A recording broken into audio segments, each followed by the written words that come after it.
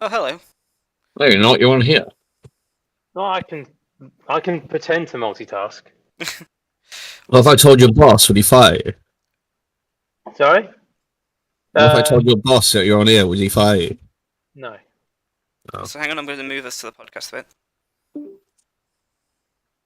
Hmm?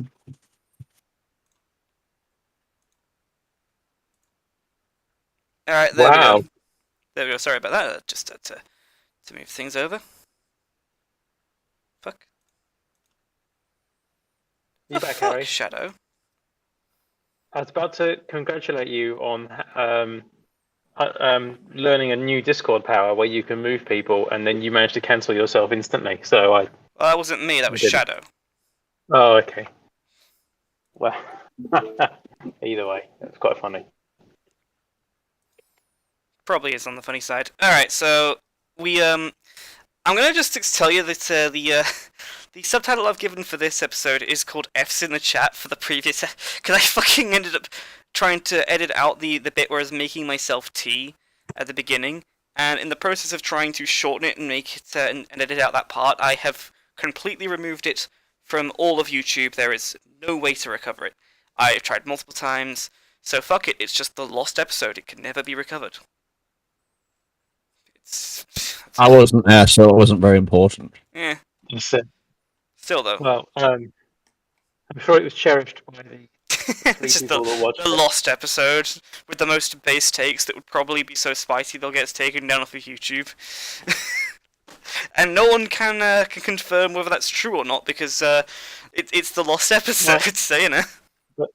Bertie wasn't there, so There is that. I may have said the F word a few times. I can't remember everything that was said actually. Now, to be fair, but you know there is that. But yeah, just with that said though,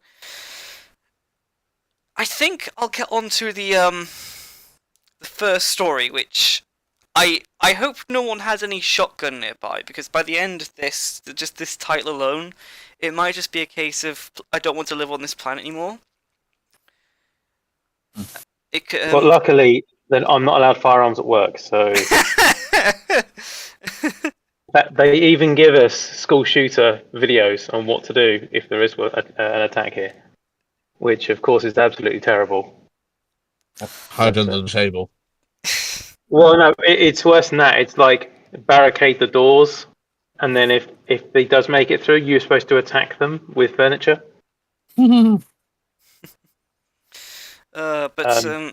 You're so impotent. It's fucking nuts, frankly. Actually, we'll go over this one first. Why not? Exclusive. I've obtained leaked video from Disney's upcoming show Baymax, which promotes transgender flag and the idea that men can have periods to children as young as 2 years old. It's all parts of Disney's plan to re-engineer the discourse around children and sexuality. Nonce! Fucking complete noncery! Fucking noncery. All of it. He's asking for recommendations, and then all these people start to, I use this. And you look on the right, it's a dude. Yeah, it's and just a dude in a fucking trans shirt. In the trans shirt. You know what the trans shirt as well, actually? They use nursery colours. Have you noticed?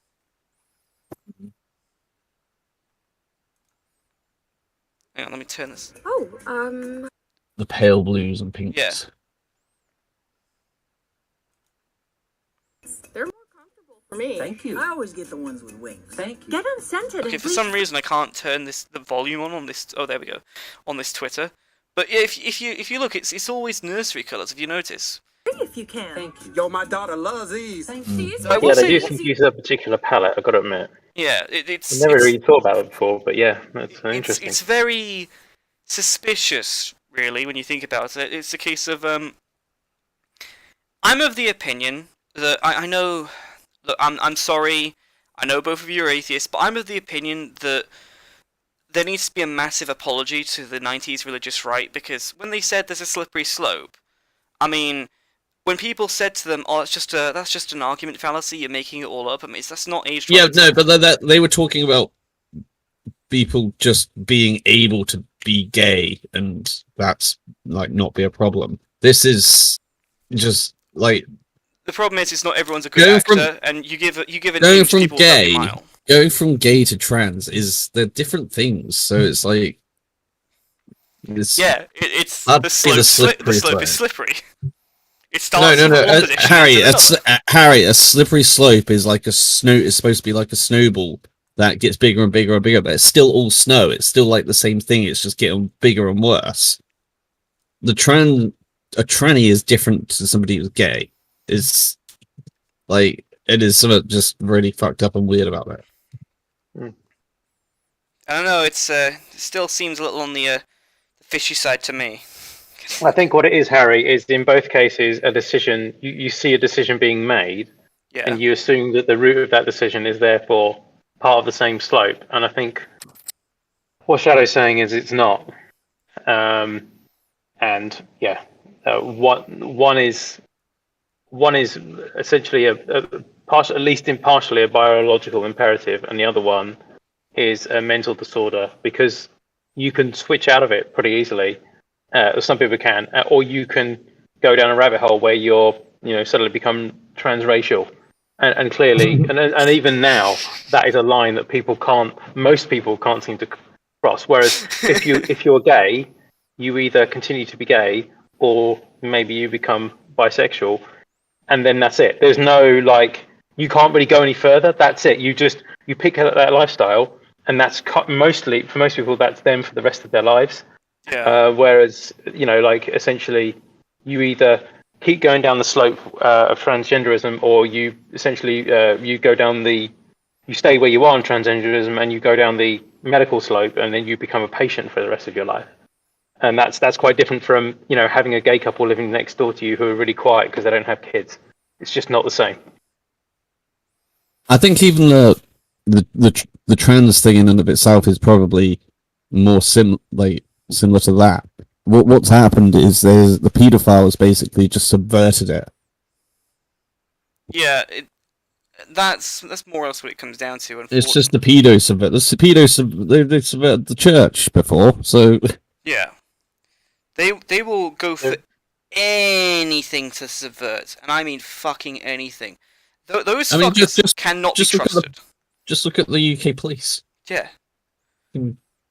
I had to call a police force today, and it actually said for IT related issues. I was trying to call them back, and the number I had took you through to their main switchboard, and obviously no one was on it, so it was automated.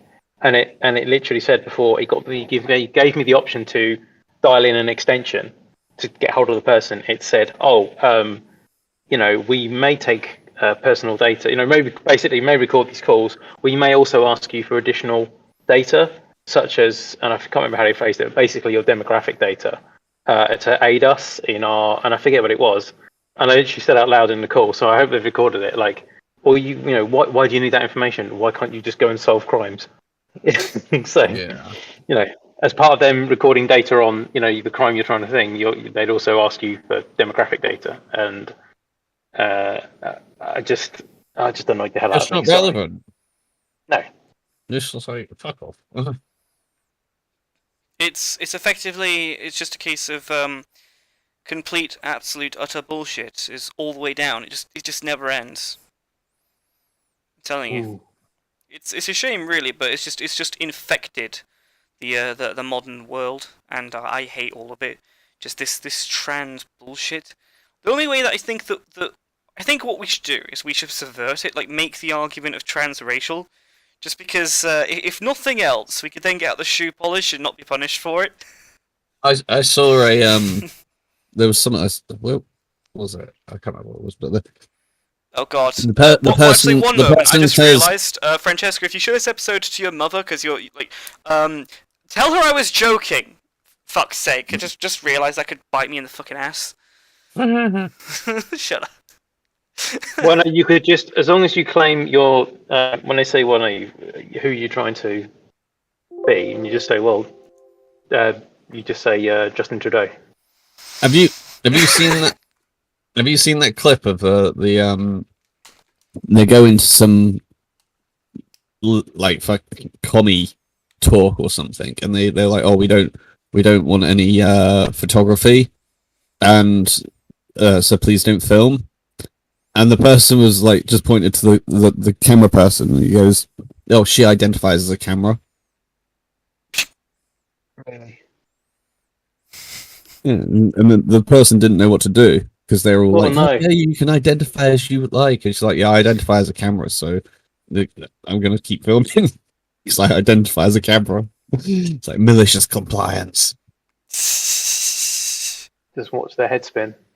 That's quite bizarre. I don't think I'd know what to say to that. I mean, I'd probably just laugh out loud, to be honest, but that's amazing. I love that. That's great. No. I do find that funny. I'm not gonna lie. Oh dear, I love it. But yeah, this all just feels fucking noncy, if nothing else. I'm just gonna be honest with you on this one. It just feels completely fucking noncy. Yeah. And I know that's not really a word, but yeah, you get the idea. There's the primary colours, and I forgot what I was gonna say actually. Shit. Oh, well, it couldn't have been too important because I can be so forgetful. Oh, well, you were going down the slippery slope, and Oh yeah. we were trying to push you off that particular idea, or at least, yeah, we've probably said enough about it now. Just carry on to the next thing. Alright, I'll Aaron. just scroll to see if there's anything interesting on this Twitter page, because I actually haven't. I reported on Disney's self-described, not at all. Okay, the not so secret gay agenda. Do you remember that when essentially they were just there? It's like, oh yeah, we don't even have a secret gay agenda. It's completely, we're open about it. It's like, what?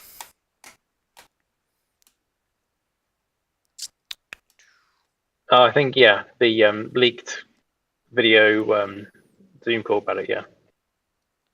Yeah. What the fuck? Okay, it's just a bunch of Twitter cunts being Twitter cunts, and I'm not interested in reading some of the Twitter country, so we'll be moving on, I think. Twitter is a country. Cunty. You said country. You said country. Oh, sorry about that. And I do believe my granddad has locked himself out and is now knocking on the door to help me for me to let him in.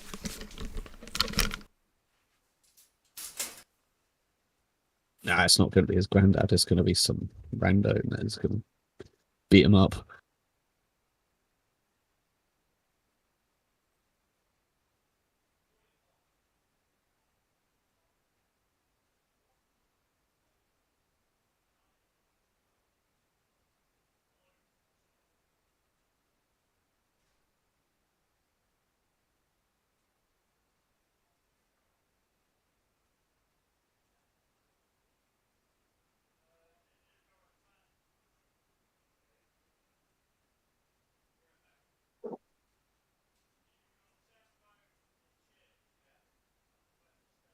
He's going to end up deleting the episode again when he tries to cut this bit out.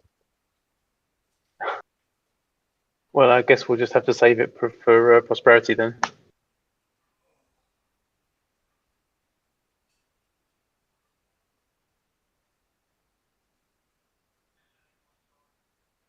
Wonder what's happened. He's just gone to go and lock the door for his granddad. It seems like someone else has got him.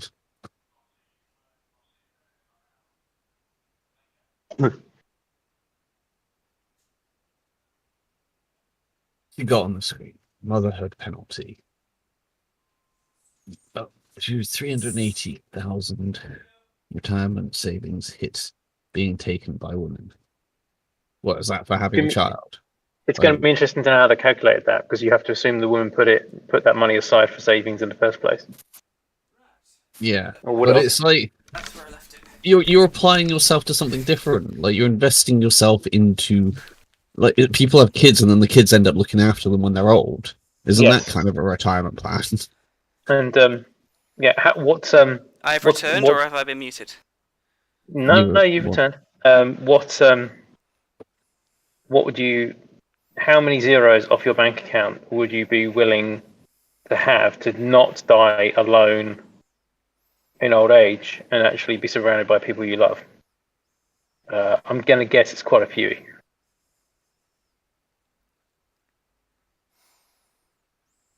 It's just like putting a price on everything like that. It's weird. It's like when you see so many things about women talking about the how bringing up a child is like unpaid labor.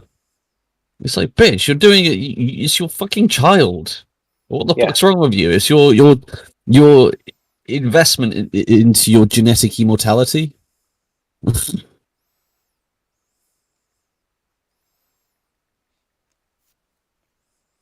don't know what to say. You're not wrong. She's not fucking wrong. But people of the modern world be idiots, I just guess, is the answer to a lot of things. The modern world is just a fucking, to quote Star Wars, a hive of scum and villainy. It's kind of, I guess, in a way, it's the ultimate short-termism. Yeah. Short term, and it's key. So I don't care about long term. It's like, well, okay, long term does care about you in the long run. I promise you it does, because the biological clock is the thing. And when you're 92 and you can't get up out of the hospital bed, you know, it's a case you might suddenly wish that you'd had those kids back when you were in your early 20s. Yeah. There is adopting, I guess. Like this could be. No, they'll be sat there and just like, oh, I'm so glad I had all those abortions. No. Well, and now I'm about to finish my life's about to be aborted as I die in this, but very late term. well, I mean, it's weird. It's worse for the ones that die last, but for the first ones, surrounded by other, presumably now ex-feminists who took the same route, you know, they'll just be surrounded literally by their ex-feminist friends and their cats. And then they'll realise, as this person, loses their battle with whatever it is, they'll realise this is what's going to happen to them. And then they'll probably know someone in their group who doesn't have, who either had children or, accidentally got pregnant and kept the kid and stuff like that. And they will have an infinitely happier life than they do. And they'll realise the error of their ways. But, it'll be decades too late by that point. So it's just sad. It really is. Oh, it completely is sad. It completely is. Because, there's only really one possible solution to this, actually, really, that doesn't end in just cat ladies just horribly just dying alone in hospital beds. This could be the adoption generation. That's my best guess on this. The adoption generation might actually be the solution to people getting a family, but it wouldn't be like a biological family. But it's the best way I can see this shit show ending, really. Where are you adopting them from? Ooh. If the person wants the abortion, fuck, I didn't think of that. If the person who wants the abortion has the abortion, they're not. It puts them up for adoption instead. They've already given up the kid. You're saying that they'll give up their kid and then just adopt one later on in life. Yeah, well, I'm pretty sure we do have currently we have an excess of children that need adoptions. I don't know how many there are, but I know that the government is always looking out for people to even if it's temporarily adopted. I forget what you call them. Foster. Foster care. So at the moment we don't have that. We don't have a supply demand issue. But it's very strict on who they let in. I don't know what country in the world has like the best adoption system. Your guess is as good as mine, honestly. No. I guess it's up for debate as to what the best would be. Well, I guess the best is if you don't need one, but I mean, there's always going to be children that want. So with that, so the best system is to not need an adoption system. So that what you're saying is that Sweden, because they don't have an adoption system as much as they've got lots and lots, they're just rife with abortions. Ugh, fucking Sweden every time. I see what you mean. You've taken it to the end of the scale and come up with the same solution. I swear, Sweden. Same outcome. So. Like I swear, Sweden is just what's it called, Germany, because Think Positive confirmed this when we asked him on the podcast. I swear, Sweden is also a castrated country. It's just so fucking left wing. It just pisses me off. It's because they were in a situation that, to begin with, was okay to be a bit like that. They were essentially an ethno-state for a long time. And that doesn't... And that's why they had all these good social programs, because everybody who lived there was all like they'd been there for a long time, and it wasn't the immigration issue. So they just, you could almost say it was like what a sort of nation Hitler desired, but through there weren't any Jews to get rid of, so it was all right. So you didn't have any of the bad stuff because you just got all the the good social programs and all that shit. Yeah. And everybody's like, it's your own people, so you're kind of happier to do the things, the nationalistic spirit, I suppose.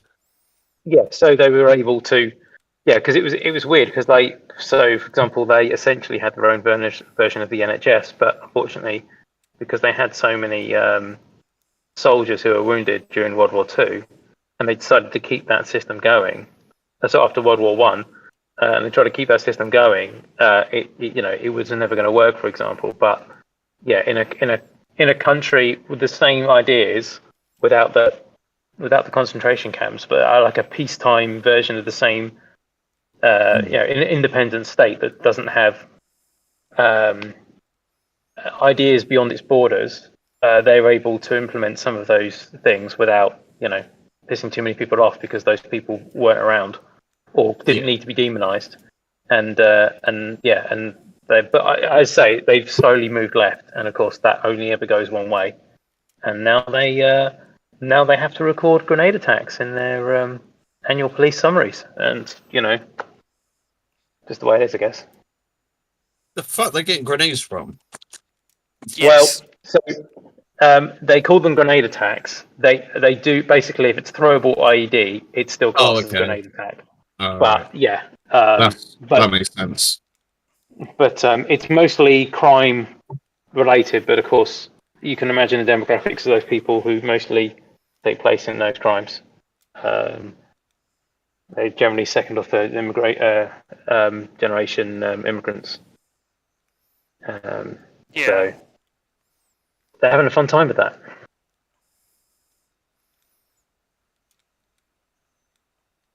It's just hell for them now. It is what it is.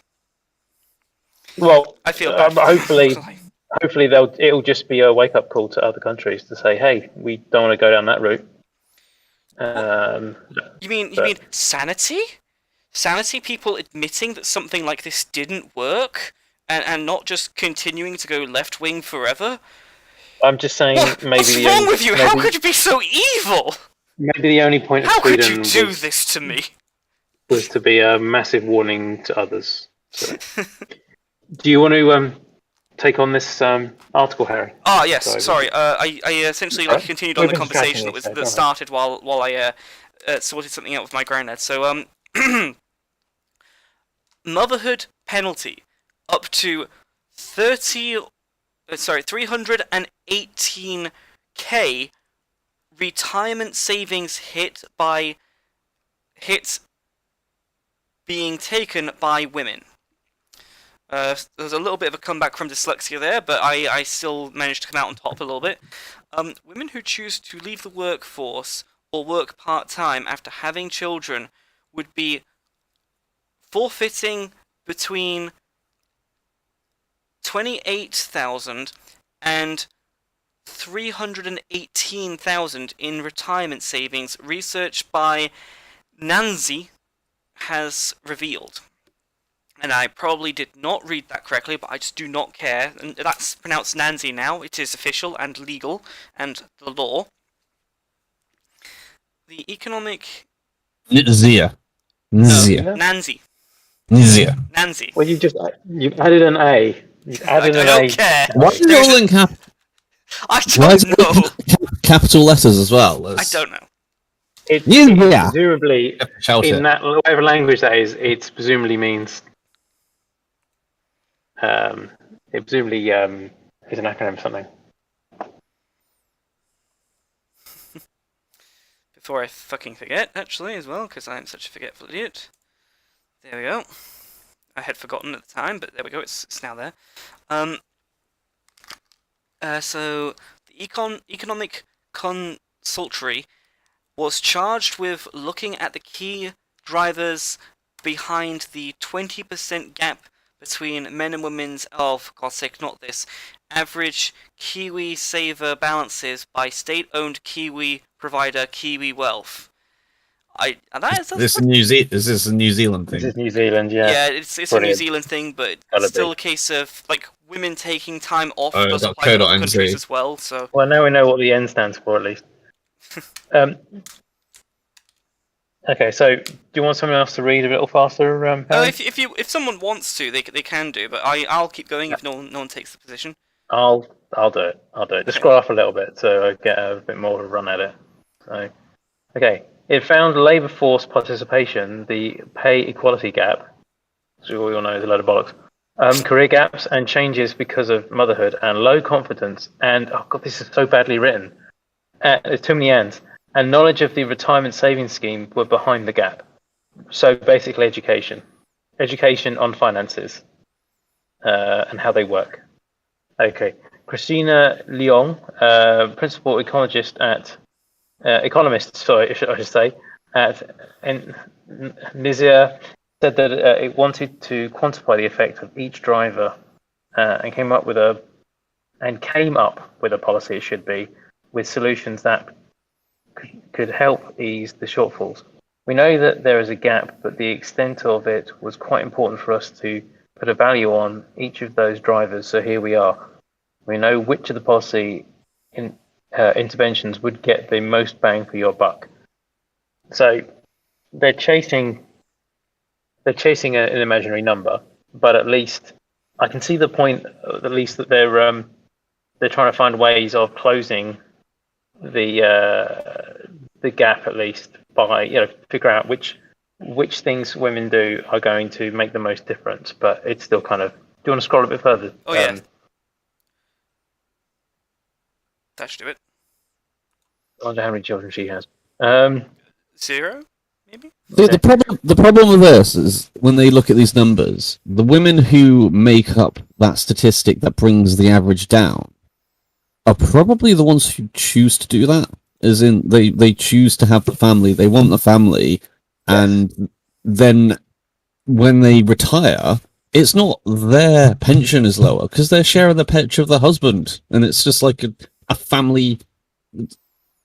Yeah, because you're right. The household is like a communist state.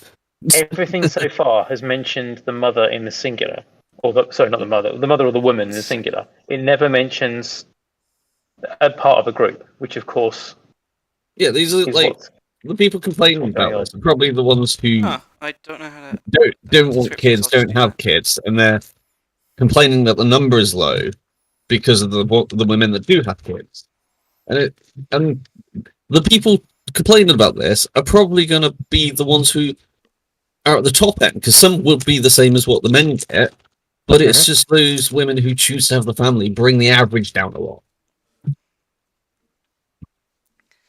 Yes, yeah. The big financial negative came from taking time out of the workforce and not continuing to contribute to KiwiSaver. So, so they're spending their money elsewhere because they've got a lower income. Presumably, because of course, that's, as you say, that's them in the singular. What's the other half of their, what's the husband doing? Assuming they even have that. Yeah, there's like, you're becoming a mother. There's also a father involved. You'd like to think, but I don't know what the, I don't know how bad it is in New Zealand at the moment. To be honest, that's an interesting one. And now you got me confused with it, and I'm trying to say Nasia, Enzia found a woman in the median wage who continued to work full time through her life could achieve a savings balance of around basically $500,000 by age 65. But if she had a child at age 30 and did not return to the workforce at all by the age of 65, you see that itself is weird, right? So my mum had me very young, but she had two other children 5 and 6 years later. And so we all grew up, and she went back to work around the time my last sister went back to uni, but she studied before then, part-time. So the idea of, and she's now getting on, so she's late 50s, and she's worked, as my siblings have flown the nest, she's done admin work for a parish, three different sites and stuff like that, and she's not, she's not particularly well qualified in anything, but she, like, the idea that someone just between the ages of 30 and 65, presumably having one or two children fairly quickly, would then not, in those 30 years, would just never consider going back to work. I mean, she's worked part-time for years, just for something to do. And so that's an astounding thing, because think about it, in those 30 years, like, especially the last 10 years, unless your children are constantly living at home, what the hell are you going to do around the house for 10 years? Like, I mean, okay, if you've got the lifestyle that allows you to do that, but even if you do, you're basically trying to represent the, like Desperate Housewives or something. Like, actually people do like to, my mum had an interest in various areas, and she's gone and got a job in one of those, and she's now she got bored of that, and now she's getting looking for a job in a different one, in a sort of hospital sector. Yeah, the idea that that a woman of 30, just the idea of ever doing any work again, especially when you now don't have to bring up your children because they've essentially become independent, that's fucking nuts. Absolutely nuts.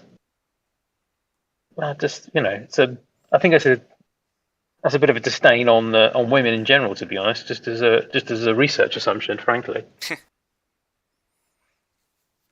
Sorry, I've read everything on that page, but do you want to explain a bit more? Yep, let's see what else there is to this. So, by the way, also thanks for giving me a break from the reading, because dyslexia shit. Sorry. Hey, but so I am noticing I am definitely noticing an absence of fatherhood mentioning in this. It's definitely noticeable now at this point. Mm-hmm. Work age. Okay, return to work 3 days, age 31, and then full time, age 40. That's a bit more realistic. Honestly, I would have thought women would probably. I mean, I know of women who planned to go back to work and then didn't go back to work for 3 or 4 years. And then they sort of. So I don't know about going back to work three days. Oh, I'm saying that. No, a lot of companies do help with that, to be honest, for better or worse. A lot of companies do have a plan where because we've had it here where we've had. I was like, who the hell's that girl that's turned up? I don't recognise her. And it's like, oh, she's on maternity leave, and she comes and checks in every month, and the company wants to know, or every couple of weeks I think it was, and the company wants to know what she's up to, keep her in the loop, and they're sort of, because especially if it's a good employee, the idea that they might come back and work for you even if it's just 1 or 2 days a week. Again, depending on what you do, or if you were that good an employee, they might not want to lose you. They might genuinely want to keep you on a couple of days because it works for everyone involved. So yeah, maybe return to work 3 days at age 31 is not. But they've probably got some research behind that. It does remind me, because there was this teacher when I was at college. Like, you remember when I was telling you about some of the people I met from my last college? Well, there was this one teacher who, it's an agricultural college, so it gets kind of labor intensive, who had a kid, and effectively they were actually checking out the college and making sure everything was running fine, but it's like, oh, I'll go now because I'm not actually working here, so what are you doing here? Then it's like, well, I'm on my maternity leave and I wanted to make sure. It's like, okay. It kind of felt really weird. It's like, wait a minute, shouldn't you be home type mindset? Yeah. But, I mean, those are the sort of people you really want to keep, because they don't I mean, we all know people that come to work because they need a job, Yeah. and they work till they go home. And you have other people who generally they're just passing by and they pop in to see how everyone is, right? Those are the people probably you want to keep, because either they're interested in the job or they're interested in the people they work with, or both. Yeah. And those people are generally quite good, like the people that you want to keep. Occasionally, obviously not, but yeah, that's absolutely. Oh dear, but no, that last one, return to 3 days age 31, and then full time from age 40. That's probably a much more accurate picture, because even if it isn't, because it might be because again that'll be some sort of average. So it wouldn't have to be 40. It could be a little earlier, a little later. But okay, so would take it. Yeah, okay. Reduce. We always say that. Even just taking 1 year out of the workforce could leave parental on parental leave, resulting in a 15k reduction in retirement savings. How did I calculate that? That's a good question. Because how much of your annual wage goes towards your retirement savings? Does anyone here put 15k? Now, obviously, it's a different. That's probably in New Zealand dollars, but and I don't even know what those are in relative terms. But who the hell? I'm not. We could look up the exchange rate if you want to. Nah, that's all right. It's all right. It goes to show that even retirement savings flow through from contributions. All right. Okay. So what she's probably doing is putting like $7,000 away a year, and or something like that, and her. It's possible that her company is contributing the same difference. So that could be a compound over the years, and that would explain why it'd be like nearer 15k. Yeah. The study also looked at research that showed women tend to be more risk averse or less confident when it comes to investing, more like to be in a conservative fund versus a growth fund. Do they explain what that is? Maybe. Yeah, they do. Based on average return of 2.5% for a conservative fund. But again, I think this is what Shadow was getting at earlier. It's less about think of your conservative fund, think of your growth fund, and then think of your family fund and what that's going to give you in the longer term. Is one of your children going to end up with a granny annex for you to live in for, see while you see your grandchildren 20, 30 years from now? That doesn't really factor into these sort of monolithic numbers. Based on average return of 2.5%, conservative fund versus 4.5% of the growth. For a growth fund, that person is stuck with a conservative fund for their entire working life. Oh, okay. So what they're saying is, because women are risk averse, they spend less, they risk less, and that's where they get 300k difference from. So which has essentially got nothing to do with having kids, really. Actually, this reminds me, because I actually went to 2 different colleges. One that Shadow already knows about this part. One that treated me like I was retarded, and then the other one that actually taught me shit. And at the first, You are retarded. At the first one, there was this staff member who basically explained that if you don't have like a routine and basically like a job to go to in the morning, and you don't have a reason to get up in the morning, it's a bit of a dangerous place to be in life-wise. And I can actually see where they're coming from on that one.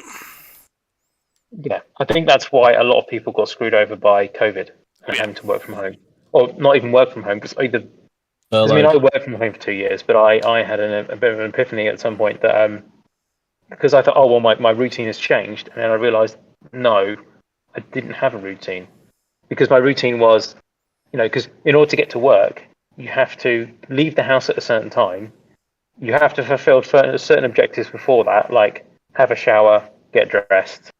Things like breakfast is optional, but you still have to get to work at a specific time. Excuse me, what do you mean breakfast is optional? Well, it is for some people. Well, for everyone, it is optional for you, but you just choose to eat. Some people can't have breakfast first thing in the morning. Some people can't eat first thing in the morning. It just doesn't. They have to. I know someone who's told by his doctor he needs to force himself to eat something because. It was a way of losing weight. because he's eating later in the day, he wasn't kickstarting his metabolism in the morning, and so that was ironically leading to one of his weight issues because his body was already slow until he had lunch or whatever. But anyway, I digress. But yeah, I found out when I was working from home, well, pretty much. I mean, yeah, technically you have a routine, but the reality is you don't, because in order I have to do my job now, well, I have to roll out of bed in my pants. In fact, I don't even have to be in my pants, and I just have to start on my computer and answer phone calls. Now we don't have video calls then, so.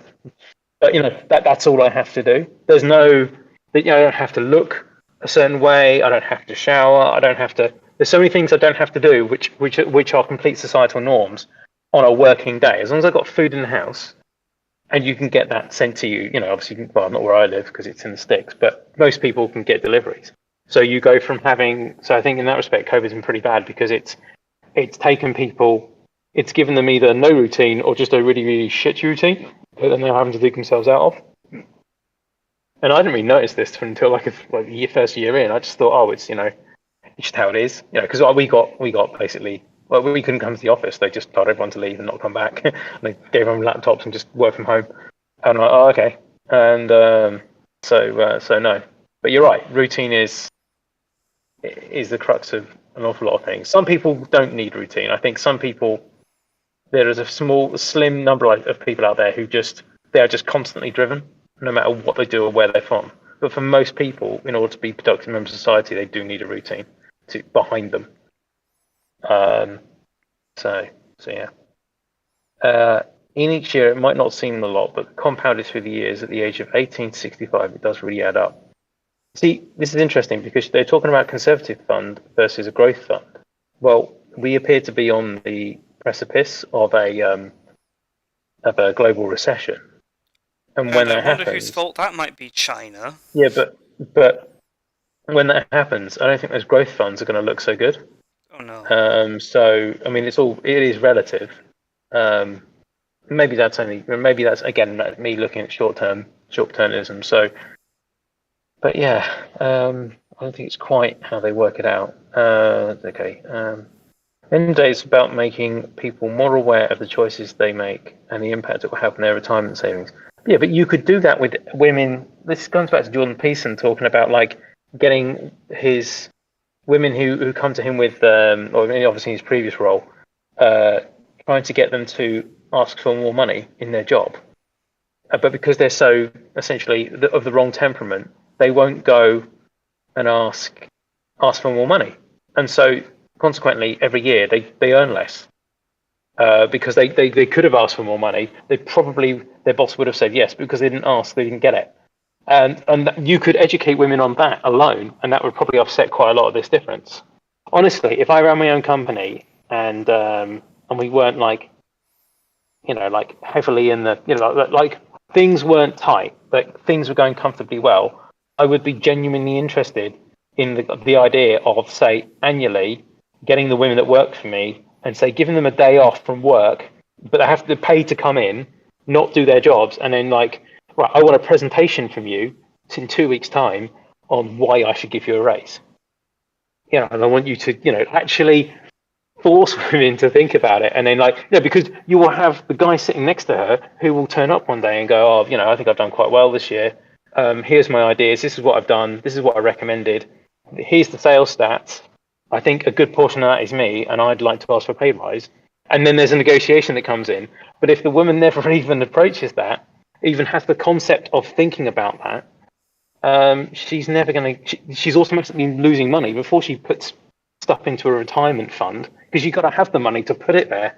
Whereas I'd consider just actually trying to educate women on things like this and say, right, are you good at your job? Okay, prove it. Give me the things you did, most this year. Why are you better than the people around you? Who are you better than? Who aren't you better than? Be honest. It's a private conversation. How much more money, ideally, how much would you like to be earning? What makes you worth that? But women won't even think about that. And consequently, that's the reason that's the reason for the quote unquote pay gap. Not half the stuff that's in here. Sorry, I'm ranting. It's just the pure autism of this fucking server. Don't worry about it. Was But, it? Was it? That yeah. reminds me. Actually, was it fucking? Yeah, it was Oil who essentially said that the servers they're not actually made for politics. They're meant to essentially be a spurg trap. A Spurg trap. I like that. Yeah. That's brilliant. And it's about everyone on the entire thing is some level of autist. It's the most effective trap that's ever existed. Yeah, it's probably Discord was probably made by autists. To be honest, I don't know. I don't know who founded the Discord. I don't know where they're based actually, but or where their co-founding members were. Discord's But yeah, not, Discord isn't based. We'll put it that way. But I'm Where fucking. they're based. What was that? It said where they're based. Location. I know, but I was making a joke. And okay, never mind. I see. But see, to a lesser at the bottom it says to the lesser extent, the gender pay gap would also closing the gender pay gap will also help. But yeah, but women would have to work more hours, or they'd have to ask for more money more often, or and they'd have to prove themselves in the way that men just the average man attempts to do. Oh, So, Bleach Demon is here, and apparently he doesn't have breakfast. Well, okay then. I guess we found out who the bitch is. You. No, the fucking Bleach Demon, because he doesn't eat breakfast. Yeah, but- You can't force it down. I don't Yeah, have but- yeah, but breakfast some people- either. Jesus Some Christ, people Aaron. I know some people they like the taste of bacon, but the smell of bacon first thing in the morning it really puts them off. Like it's just people. Whereas I love if I come downstairs and I don't have any stairs in my house, but if I did come downstairs and I smell of freshly baked bread or bacon, I'm instantly hungry.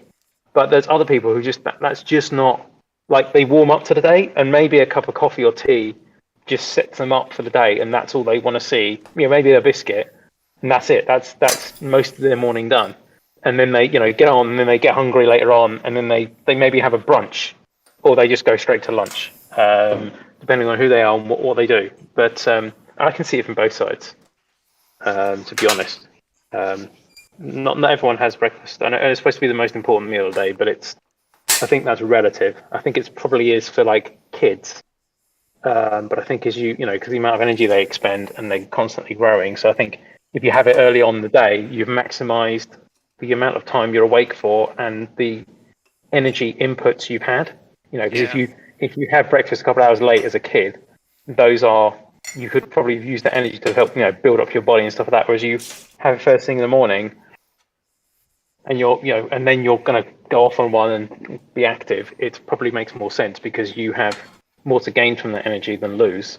Because unlike people like us, we don't have any need to really lose weight when you're a kid, unless you've got absolutely terrible parents. But that's a completely different. I may encourage my children to just in the future just go down the hole of you must be physically fit as all fuck. So we'll see if I become a terrible abusive parent or not. We'll put it that way. I'm joking. No, not. Why would I want to be abusive, Shadow? Of course I'm joking. Do you want to scroll down?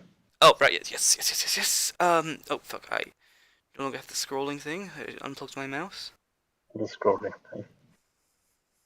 Okay, to a certain extent, okay. 91% pay gap, quote unquote pay gap. Found the gap would boost a women's retirement savings by 55 grand. On a growth fund, but that again, I don't know. Again, they've mentioned conservative and growth funds, but they don't really describe. I think that's a term for them. I don't think that's a general term. I don't know what that is. That the difference between having a savings account and working it and doing stocks and shares? I don't know. They need to be a bit more specific with that. But yeah, just educating women on how to ask for more money. And would probably help, but that or they have to work more hours, in order to prove themselves in their job, so they can ask for more money. And they're doing neither, and they probably don't want to do either anyway. So you're always going to have that gap, because this is what they need to understand is the things I've mentioned that could get them more money are basically just they're just ways of trying to compete with men. Yeah. And it's women slowly trying to become men, and we're seeing how that's going. And obviously, what happens is they're less and less likely to have kids. They base more of their life around stats and figures that women generally see as assets in men, and men don't see as assets in women, if not the exact opposite. And then they wonder why they die sad and lonely lives with an extra 2 zeros on their bank account. Those extra 2 zeros, were they really worth it? And it's just the screeching leftists just being there like, yes, they were. It's like, okay then. What you have to understand, Harry, is they are until they aren't, and it might take them 10 or 20 years to figure that out. But because no one's on their deathbed thinking about those 10 years they managed to hit every KPI at work. No one does that. They think about memories. They think about their children, the legacy they've left, the experiences they've had. They don't think about the record they set at work that year, or whatever. It doesn't. Unless, arguably you could say, the number of people they hired, because they've changed other people's lives. It's probably about as close as you're ever going to get. Those people won't know who you are when you leave. Most of them won't. You might have some long-standing work colleagues, but it's just not the same as a family. I guess you could say that if you've got a good work network, even for retired people from your company, you could argue that is a family of some sort, but it's not the same. Oh, fuck no. Thank you, Harry. Yeah. Fuck you, please. Okay. When it came to looking at policy options for closing the retirement savings gap, four stood out as having the highest potential impact. Employers continuing to make contributions while they work on parental leave, so having other people pay for your choices. Providing payments to account for maternity and caretaking, so other people paying for your choices. Closing the pay equity gap, that means women working harder, so that won't happen. And implementing a non-conservative default option. This has already been changed to balanced. That doesn't make any sense. I assume that's their funding option, but I'm assuming conservative funding options for earning money on or whatever on your assets they don't go into what that is. She also recognised that asking employers to keep contributing would cost quite a lot. Oh, really? And for small businesses, those costs were already running high. Yes. You need to plug your laptop in. What was that you said? You need to plug your laptop in. I didn't know if that would actually appear on the thing, but that answers whether it does or doesn't. I will do once I've once I've poured my tea. So I've worked with this thing for a while. It's got about 5 minutes of being unplugged before it actually dies, and so if I'm stupid enough that I don't plug it in 5 minutes, then we'll have problems. But no, but it's a Windows 5 minutes. It's not an actual 5 minutes, so you don't want to rely on that. Fair enough. If there's to be any policy in place, we recommend the government start with the public sector first by showing the way forward with larger organisations. So again, public sector don't have to worry about profits or staying liquid because they can't go bankrupt. They can just be closed by the government. So basically, her idea is that the people who should lead the way, as far as she's concerned, are the people that can't go bankrupt, and because they're public sector, and then that way the private sector will suddenly realise the error of their ways. Except she seems to forget that the private sector has to be at account. The public sector does not. Yeah. So stagger the start of it so businesses have time to prepare. Oh, whatever. Oh, right, yeah. So what she's saying there is that public sector should show the way, And when they've successfully done that, because the public sector can't fulfill everything she said there and go bankrupt or lose money because they're not a functioning business. They're an arm of the state. So, and then she said, so businesses, and what she means by that is private businesses have time to prepare. So what she's saying is, set it up so that the government sector does, implements these changes, then make those changes law so that the private sector, because they've succeeded, and then push it on the private sector later once you've confirmed that they work. And by work you mean have people that can't lose implement them because they just use more tax money. She's a communist. She said that some organisations are already making employer contributions for those on leave, and she should quote who those are. And it'd probably be interesting to know. And they're probably very large companies who can take the hit. It's always the fucking person who's been born who's an abortion activist. It's always the large company that advocates for this kind of shit. Never a small company. Every fucking time, without fail, it's always the same. Have you plugged the laptop in yet? No, I'm stirring the tea before plugging it in. Right, Shit, I didn't mean to spill some of it. Fuck. the tea is going to be there after you plug it in. Happy eve of the greatest day of the history of the goddamn planet. Oh, it's the day that the spoilt children said they didn't want to be in the home anymore. Yep, and we left home and made something completely better, so fuck you. Are you sure about that with Joe Biden in the minute? I'm not sure you can say it's best. Can you buy a gun? But this might be the shortest call you've ever had because it's probably about to end because the person hosting it hasn't plugged his laptop in yet. So. Look, I'm pouring the milk in the fucking tea. Shut up. Very nice. But the tea oh, and by the the milk way, will be there. hold on, you guys gotta teach me how to make down. tea. Because I got the tea. I got the twinings. Twinings. Twinings. I got twinings. And I got some honey. A Philistine. What? What? You're I don't even know. You're gonna throw it in the local pond. That's exactly what I was thinking. Yes. I don't know. Depending on whether I like the English breakfast or the grey morning, the other one's the one I don't like is getting thrown in the river. But what we need is having it with no milk and no sugar. I sometimes do that. It's an acquired taste. I've met English people who can't even take it. I was gonna put Francesca some honey keeps in trying it. it with no milk and sugar, and I just keep saying to her, it's like it's all right to just have the fucking milk in it. It's an acquired taste. Well, just try putting some lemon in it instead. That's what they do in Poland. So you might like that. Well, or get some ideas off Shadow's girlfriend. She'll probably have some ideas about how to drink tea without milk. Oh, this is fucking burning my skin, holding